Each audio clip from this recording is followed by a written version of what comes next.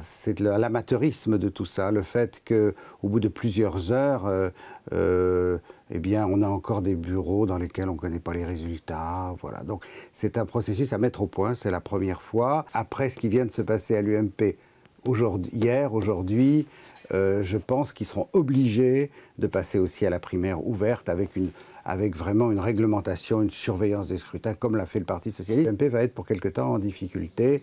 Certains disent, peut-il y avoir un éclatement?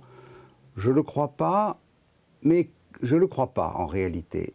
Mais comme il y a à la fois des affrontements de personnes et des affrontements de lignes politiques, tout est réuni quand même pour une crise assez importante. Maintenant, un grand parti présidentiel hésite toujours à se casser en deux.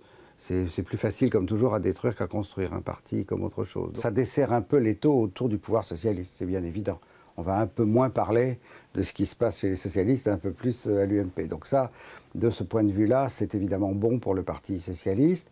C'est peut-être bon aussi pour Marine Le Pen, il ne faut pas oublier, et pour le Front National, qui peut dire, vous voyez, cette droite est incapable de s'unir, c'est nous qui représentons véritablement l'opposition au régime, au pouvoir socialiste.